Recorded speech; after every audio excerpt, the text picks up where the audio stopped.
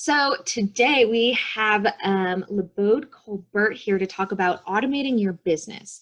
Automation can be a huge factor to a startup success. And so she's going to talk about how to go from overwhelmed to, you know exactly what's going to be happening on the back end. And she's going to be talking about the system and experience of automation as a whole. And so, Labeaud, I will turn it over to you. Thank you for taking this time to be with the TechNest community today. And I'll just repeat myself real quick. This session will be recorded. The recording will be available. Her slides, Labeaud has made them available to us. So if you need anything, reach out. We'll get you the materials. And then also, if you have any questions during the presentation will run probably until 5:10, 5:15, and then we'll do a Q&A session afterwards. But if you have any questions during the presentation, feel free to put them in the chat room, and we'll make sure they get answered towards the end. But we are so happy to have you here today at TechNest. And without further ado, I'll turn it over to you, Labeaud. Awesome. Well, first of all, I want to say thank you for allowing me to speak today. It's an honor. I think that Tech Fort Worth does incredible work, and you can definitely see that they know how to scale the right way. So it's an incredible organization to be a part of. Whenever I could, I would be a tech nester too. And I'm so glad that I got to do this at least once just to give back, because I have gotten so much from you all. So thank you for what you do. All right, so today we're going to be talking about automation. And when we hear those words, we have this presupposition in our mind. We put it in a box of what automation is, and it's usually going to be tools or something to do with technology, and we will touch on that aspect. But I want to help you to look at automation in a new way. So we're going to talk about the system and the experience in terms of automation. All right. So on today's agenda, some of the things we'll discuss is what is automation truly about, what your prospects are expecting but won't tell you. I'm going to give you two of my top tools that I use, determining your destination in terms of your business, and then also signs you need to automate. And then I'm going to throw in a few other things I think might be beneficial as well. So the objectives are to help you to think more critically about the direction of your company and what it takes to get there. And then also to help you to reframe the purpose and the process of automation overall. So feel free to reach out to my office at that email. And there's another slide at the end with that information as well. So who am I? So I've been working in the marketing industry, I would say honestly about 12 years, off and on doing different things. The last 3 years, I've been able to work with some big names. And so things transitioned in my life, and I was able to kind of take all that marketing information I learned over time and start a marketing career for myself in a marketing business. But I'm a problem solver. And so I'm a marketing specialist and the founder of Labeaud Labs, a digital marketing consultancy. And we lower barriers for small business entrepreneurs and startups to access marketing solutions within the limitations of their budgets. And while we are not a nonprofit organization, we partner with many that have that same goal. So my overall concept is based on this one notion: control what's controllable, and the unexpected will be easier to manage. And I firmly believe that. So automation is about learning, well, basically identifying what it is you can control within your company as it grows from stage to stage and phase to phase, so that the little hiccups that we all experience don't disturb the overall flow and experience of our company, right? Okay. So here are some signs that you need to automate. And believe me, I've done the me, myself, and I for a long time. And I did it until I couldn't take it anymore. I was consulting with a business owner in New Zealand last week. And he said, how do you know when it's time to bring someone in for help? And I said, when you can't take it anymore, when you get to your breaking point, that's when you know it's time to bring in some help.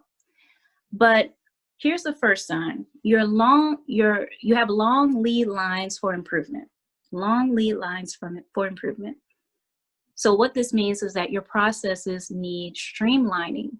Okay, the vision doesn't match your activities. And that's because you need an assistant or someone helping you, because your daily activities, they'll turn into tasks, and it's not tasks that are really meaningful in driving your vision forward. So that's the problem. Number 3, your annual goals are given out late, right? Or you're not adjusting your goals as different issues arise. So you need to revisit your goals ASAP, because when you have your goals, your annual goals rolling out late, or they're not adjusting based on the new circumstances you're going through, you don't really know what you're going after. And I mean, you can spend 6 months going in a direction and not really having anything feel like it's changed. And that's because your goals are not specific enough and they're not updated to the new situation that you're currently going through. Missed deadlines is another sign. So that means that your workflow is slow due to not having enough help, right? So I have clients like that. Most of my clients are like that. They have a lot of missed deadlines. Not so much that they don't have enough clients. It's more of they can't handle the workload that they're doing because they're doing everything alone, and everything that they do is so task heavy. Number 5, you're bombarded with messages, so you have no gatekeeper. So that means that every type of problem that is conceivable comes to you. So you're continuously distracted, continuously being interrupted from being innovative and making important decisions to a life that's full of decision fatigue because you're just running into problems everywhere you go. And then finally, you're drowning in tasks. Your internal segmentation is flawed. And what do I mean by internal segmentation? It means that when you have a problem or the business faces a problem, that problem goes to a specific department. It should not be coming to you and every task be coming to you. And so we're going to talk about how we can get out of that cycle. So we live in 2020, and in 2020, there is what I call customer entitlement. And in the customer entitlement scenario, they don't really care that you're a startup. They don't really care that you're a small business, and they're comparing you to Coke. They're comparing you to Domino's and many of the other giants technologically. So they're expecting to have a seamless experience. And these are some of the baseline things they expect whenever they're dealing with a new company. So now this is a prospect new introduced to your company, and this is what they expect: to find you easily online. And if they have to dig for information about you, that's less and less trust. They're going to have less and less rapport from the jump street. Number 2, to see your reviews. They want to know what other people have said about you, and if your product or your service is really worth it. Number 3, they want to be able to contact you easily. I don't know about you, but I don't like being in a situation where I'm having an issue with a company and I cannot get a number on them. There's no email. That's a major issue for me. And so just being able to see how easy it is to contact a company and know that somebody else will be on the other side and and be there for me is a big benefit. Number 4, to pay you easily. One thing you don't want to do is make it hard to pay you. You don't want to have obstacles in front of your payment. To see a transparent pricing offer. So, when it comes to consultancies and agencies, even such as the one that I have, them saying something to the effect of, reach out to us for pricing, etc. I think it closes a lot of doors. And I feel like if you were transparent, that would actually be an added bonus. For instance, the more quickly someone asks, how much does it cost? It lets you know, okay, I'm sold. I like what you're doing. How much does it cost? That's all I want to know. Make sure that information is easy for them to see, somewhere on your website, and that they don't have to dig for it. Number 6, to not have to think beyond 3 clicks. So when it comes to, it depends on the type of website or service. With Canva, we need many clicks to navigate that system, right? But when it comes to finding out more about you and what you do and just what I need to know as a customer, I don't want to have to dig. And I think that's the major problem a lot of startups face and small businesses face, is not having a website that makes it easy. Not user friendly. Sorry, tongue twisted. But definitely those are things that you would need to be aware of. One second. Having a little technical difficulty. The internet is slowing down, but I also have this on my phone, so I'm going to see if I can share it, and you guys let me know if the font is too small, okay? One second. And then if it's too small, I'll also pull it up on my computer just in case. Wait a minute, I think it's actually going. Okay, I think we're perfect. There. Uh-oh. Okay. Awesome. Yeah, we're on the what people assume automation is about. Hold on one second. It went back to slowing down. Can we pull it up on your end? Yeah. Just as a backup. Awesome. Yep, I have it pulled up. All right. Just let me know if you want me to switch it over now. Yeah, go ahead. That's fine. Okay. All right. So here's what most people assume automation is about. Saving time. So if you go on YouTube right now and you type in how to automate your business, you're going to find a lot of videos about this app will save you time. But doing things in a shorter period of time is an added benefit of automation, but it's not the goal itself. So keep that in mind. Working less yet making more. So I think that this is kind of like the typical imagery we see, or the notions that we get thrown in our faces a lot about being a business owner is just work less and make more money, and that's what it's all about. But the objective is not about working less, but it's about making more meaningful work happen more often and with faster implementation.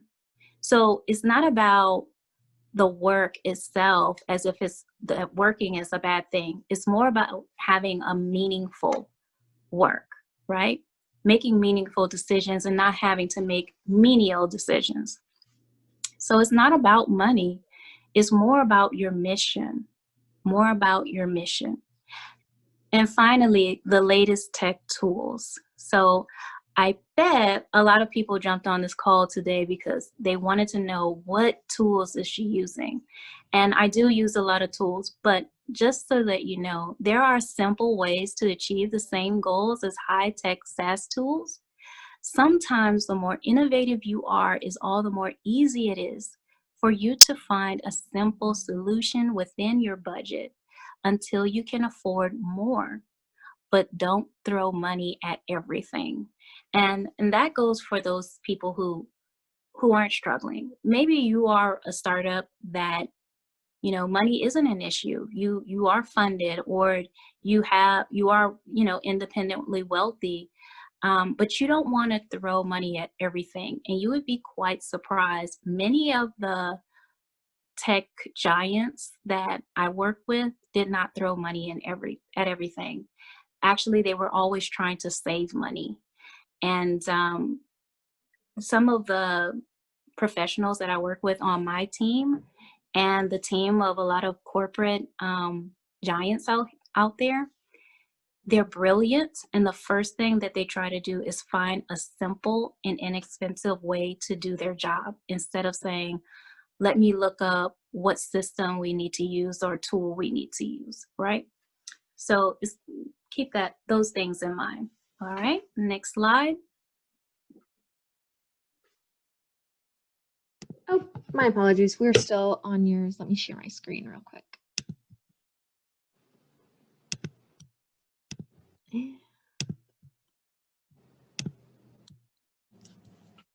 you go. All right, so remember to keep evolving to improve your automation, as not to replicate dysfunction. So everyone wants to replicate, right? That's what we think automation is about. Just keep replicating what we're doing. But we have to make sure that we are still evolving to improve and enhance our systems and processes. And I'll explain why later, but you don't want to have a bad experience with your company everywhere. You know, just think about, if you think about a gym that's ripped you off, right? Let's say it was hard to get out of the contract and it's a bad experience overall. And now those gyms are popping up all over the country. That's not something that you want to replicate. You don't want them to just replicate their company and what they do. You want them to replicate a good experience for the customer, right? And so this is something that you have to keep in mind as you're scaling. You want to make sure that you're also scaling in enhancement of your systems and processes in regards to the customer experience. All right, next slide. Okay, so this is a funny one. I'm a fan of Twilight Zone. I have been ever since I was a kid, sitting up watching Nick at Night. And this is an episode called the Brain Center at Whipple's. Now, this episode is about a manager who learns how to automate systems in his factory. He automates so well that every other month he has a new way to replace a department in the factory, all the way up until he replaces himself, and now he's out of a job. So what many people assume that automation is for is to get rid of people, right?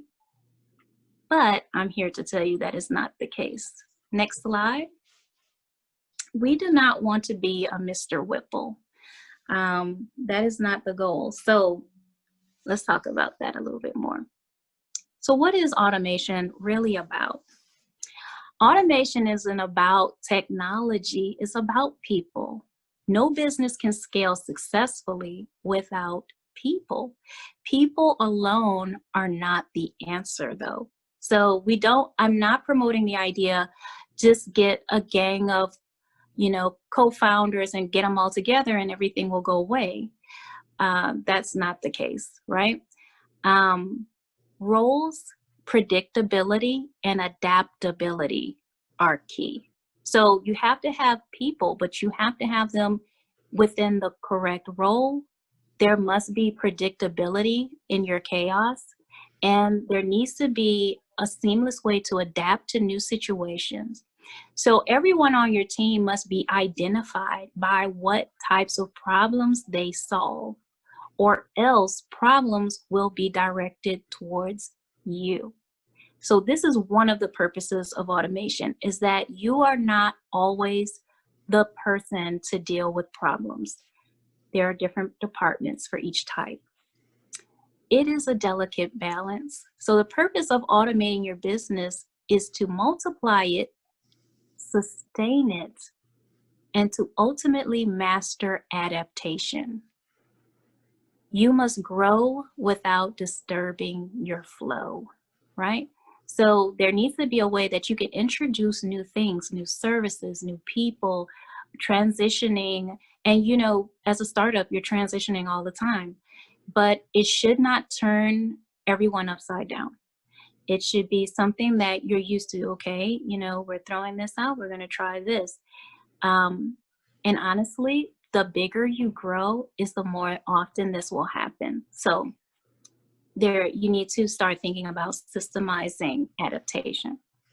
You, your customers, and your employees want the same thing. When you have employees, you will all want the same thing: a seamless improvement or seamless improvements and convenience with a process that makes practical sense.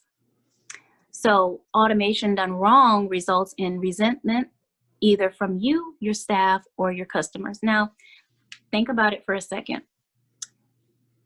Seamless improvements with convenience. So let's say that you automate some processes in your business that make it easier for you, but now it's harder on your staff. Or what if it's easier on your staff, but now harder for the customers? So what we need to do is think about how we can improve processes on every aspect, from the customer's point of view, from our point of view, from our team's point of view. And I'll tell you right now, I'm bringing in assistance for my assistant, because this is it's gotten to a point now in my company that she's overwhelmed with managing a bunch of people. I don't want her to have that type of experience with me, because I want to keep her around, because she's a wonderful asset to me personally and to the company. So just think about that. And also, you know, think about the experience you're creating for the people you're bringing onto your company.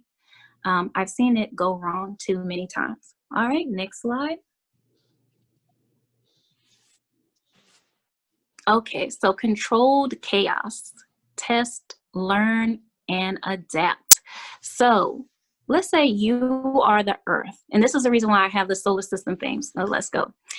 Our solar system makes life on Earth sustainable, right? So your business is like the Earth. Your customers are the inhabitants. They cannot do what you want them to do if your business is unstable. So would we be able to function on an unstable planet? No, we wouldn't. And your customers, and not only that, but your employees will not be able to function either properly. Until you have other planets, quote unquote, in place, your business is unstable, and their experience with your business may end in disaster.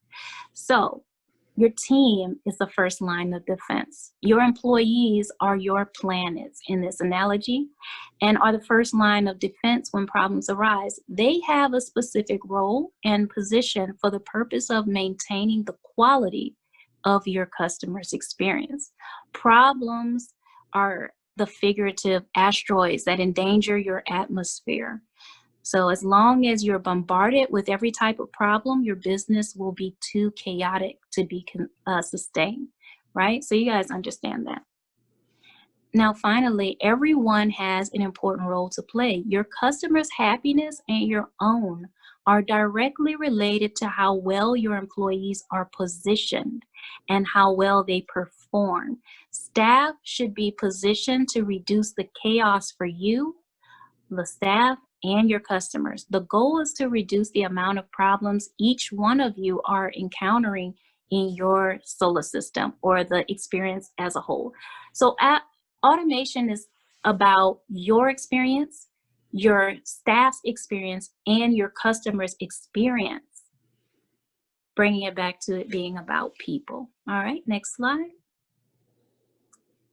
It'll never be perfect, but there should be steady progress if it's a top priority. Okay, next slide. Are your company goals specific enough? So unclear goals result in unmet goals. Objectives that are too vague for you to ask yourself the right questions to solve your business's biggest problem. So how did I get to the point where I scaled my company from just me to 17 people in like 6 months? It was because I started asking myself questions that I never asked myself before, because I had very specific goals. And I was like, wow, how am I going to get to that number? Then all of a sudden, I knew who I needed on my team. All right, go to the next slide. So which comes first? An entrepreneur asked me this. Do you need to start without the team or wait until you have a team to start? So your plan of action is what comes first. You have to have your plan. And then the questions you ask yourself out of that very number specific plan is going to give you a list of types of people that you need and the roles they need to play. Then the roles come, and then your team. And after that process, a process for intaking new team members. You cannot scale successfully until you address this phase. So knowing who you need on your team is not enough. You actually need to have a process of introducing them to your company. All right, next slide.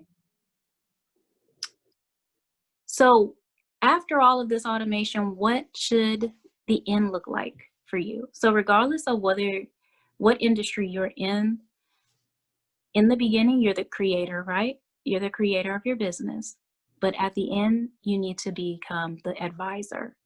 It's just like when you have children, you create children, but by the end of it, you're just their advisor and friend. And so you should be able to walk away from your business one day, leaving it in good hands so that you're free to create other worlds, other businesses, and other projects. All right.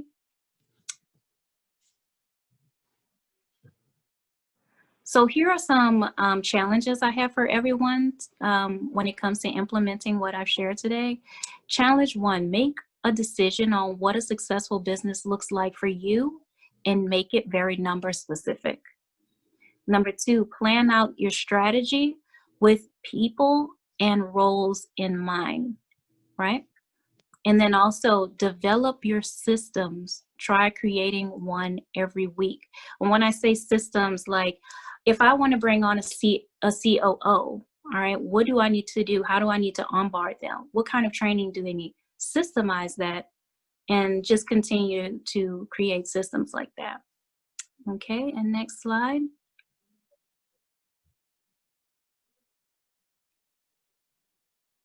All right, so my top 2 tools.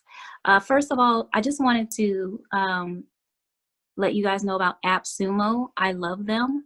They have the latest tools and free resources, offers, demos, and discounts. You can go on YouTube and check them out. That's what they do. They just talk about SaaS tools and it's just awesome. So you can find something on AppSumo within your budget to help you improve your automation. And finally, the 2 tools that I use most of all are Zoom and Facebook. I teach and train with Zoom, and I conduct all of my consults.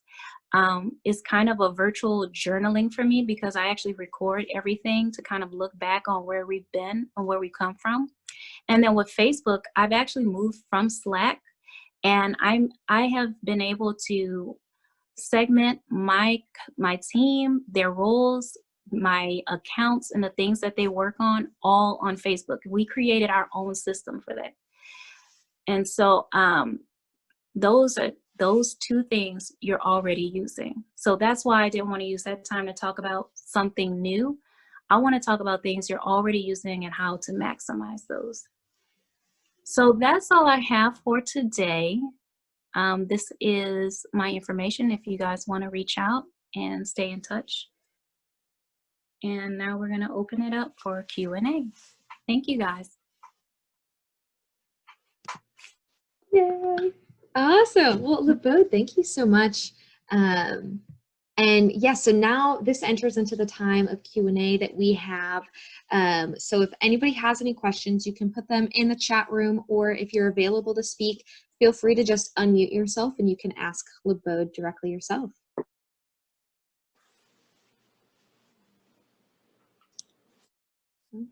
And I think I actually have, I'll start off with a few of my questions, but Okay. feel free, Awesome. anybody, you can cut me off. I always have a bunch of questions, so no worries.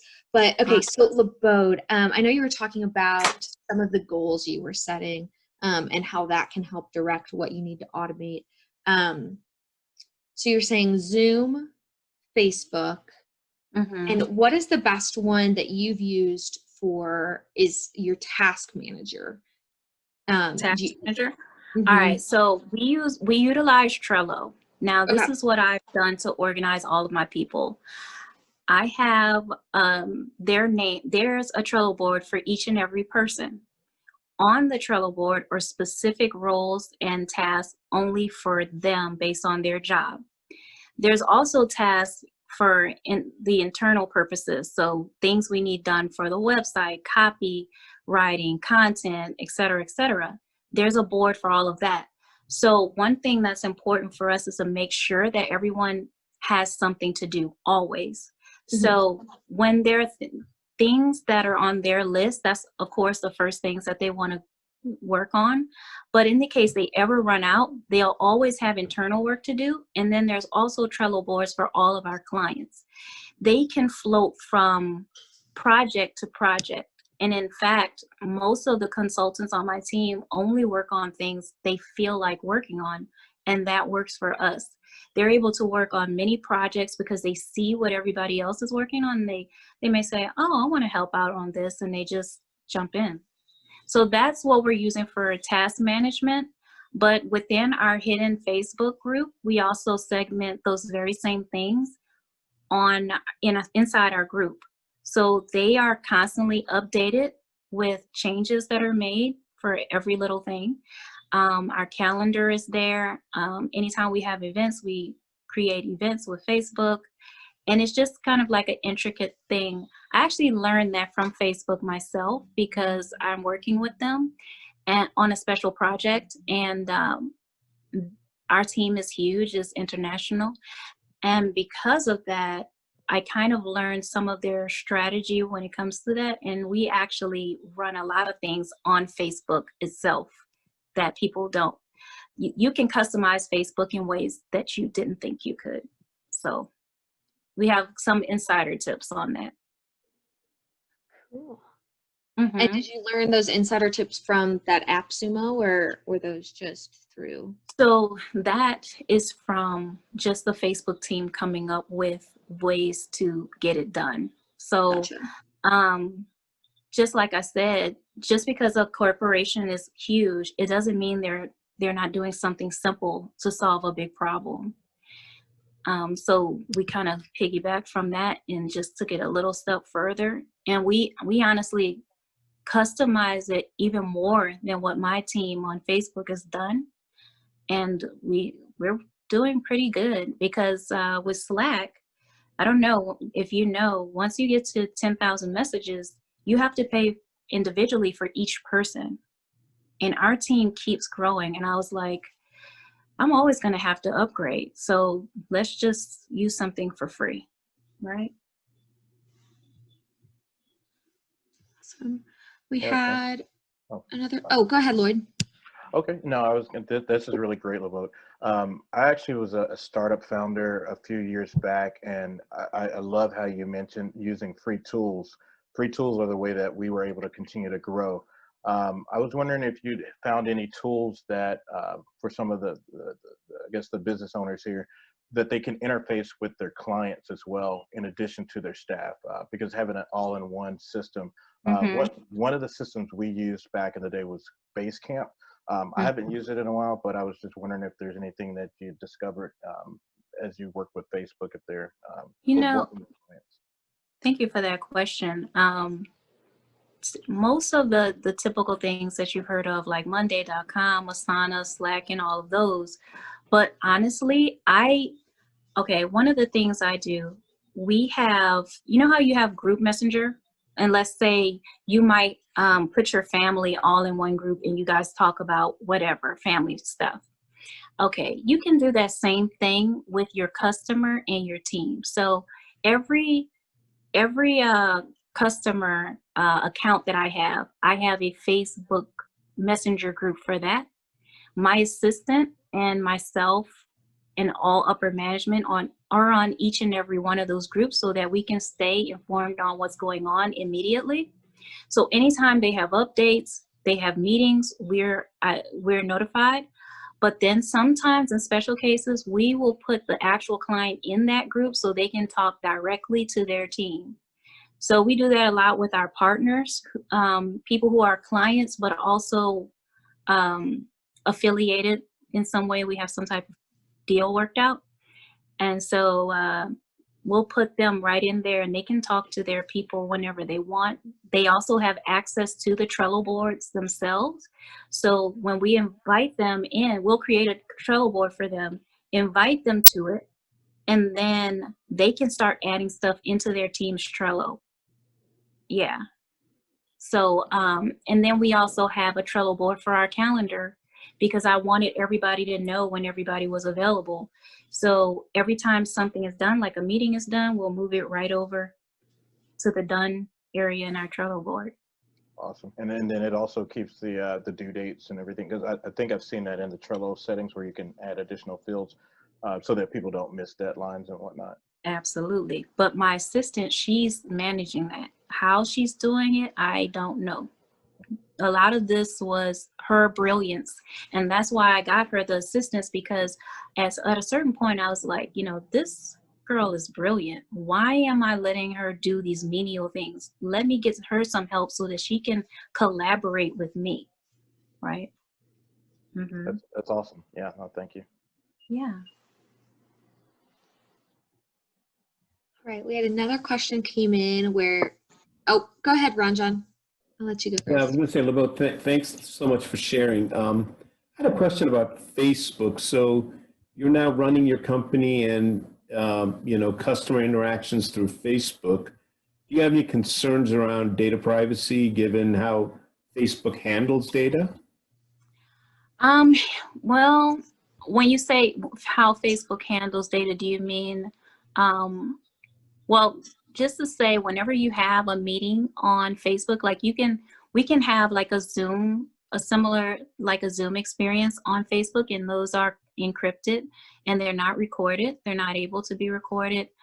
No one, that group is undiscoverable, first of all, and no one can get in my group without me knowing who they are. So for instance, one of the things I did was I made all of my clients create a new Facebook account and put their name and my name at the end of it. So for instance, one of my consultants' Facebook name is Ahil P. Labeaud. And then there's Reagan N. Labeaud. And then like that. When the person wants to get invited to their group and they have Labeaud as their last name, and I know who they are, they get on that team. And one thing for sure is all of my team members have signed mutual NDAs, and every meeting they are also warned and reminded of sharing anything. So outside of that, those are the measures that we've taken. Now, what happens on Facebook's platform as far as sharing, that's a different thing. Is that what you mean? Just because Facebook may be vulnerable to hacking? Well, more than hacking, Facebook makes money off of selling user data, user preferences, those kinds of things. And I just didn't know, how you protect against that. So really all we're doing is just discussing, we're not putting anything private on the group or in the messengers. We're just saying, we're talking about meetings, what our thoughts are. We are sharing pictures, videos, things of that nature. So the things that you would normally share, we would not put anything private on Facebook. Okay, that certainly helps. Do y'all use WhatsApp, which is another Facebook tool? So we haven't had a need to use WhatsApp yet. So that's the only reason why we haven't, because all of our international clients just join us via Zoom for right now. Okay. Thanks. Sure. All right, we had another question came in, but feel free, after this question is asked, feel free to keep unmuting yourselves if you have more questions for Labeaud. But a question came in saying, how do you and your clients know and track like successful work? Do you use any tools for that? What are factors you use to measure those? Is that through your assistant who has magic abilities to find cool ways to track that? Or can you give us some insight to that? So it's our expertise to create ways to track custom KPIs. So in the case that we need to, we know how to do that. In this case, when you say meaningful or successful, what do you mean exactly? They might have to come off of mute to kind of explain.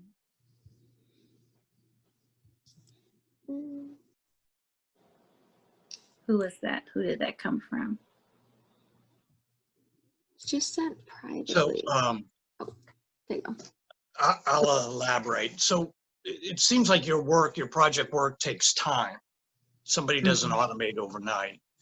And as a consultant, people are usually looking for results rather quickly. How do you measure your successes, and what factors do you use?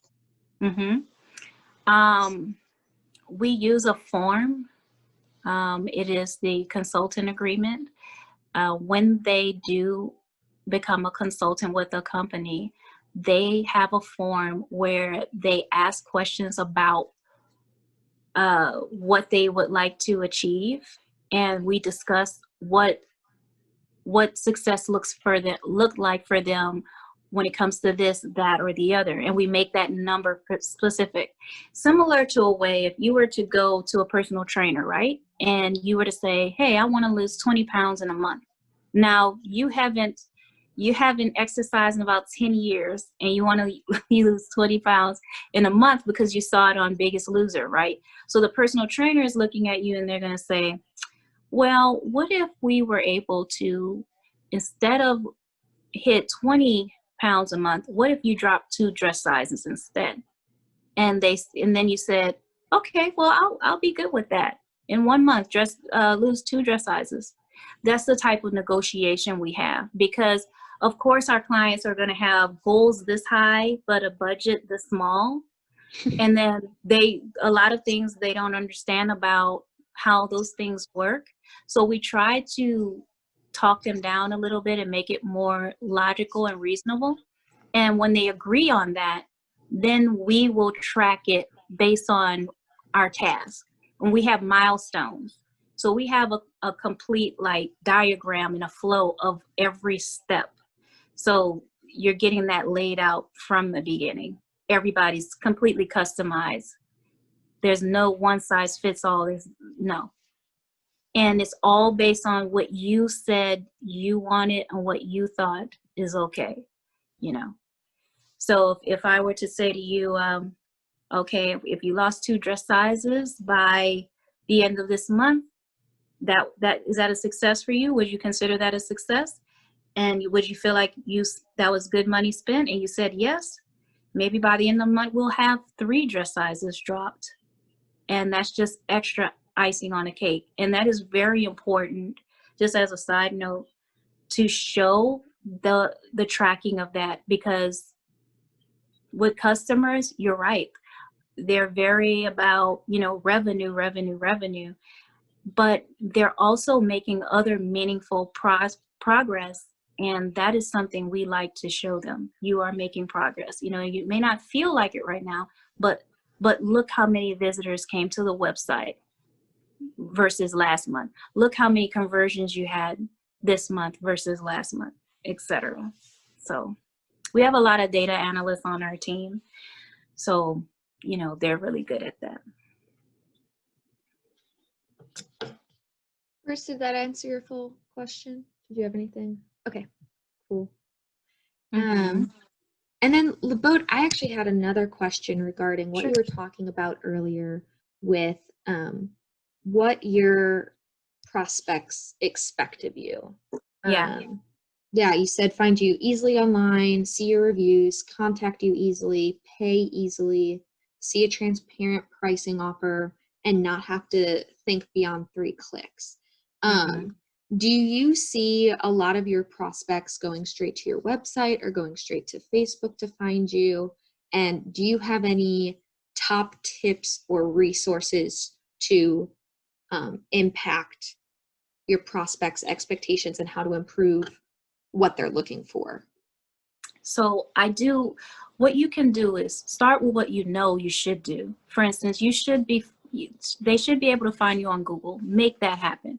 They should be able to find you on Yahoo, Facebook, Instagram, wherever. Make sure you're hitting your baseline stuff. Where my customers come from, honestly, they come from a lot of different places, but we haven't even started prospecting yet. So sometimes you just have to know where people are going, your target demographic, and go to them and be there wherever they are. And I can't stress that enough. Whatever your industry is, just be where those people go to. Your face is there.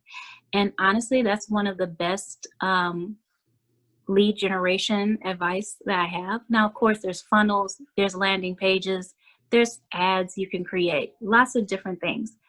But the easiest thing to do is always networking and also being discoverable.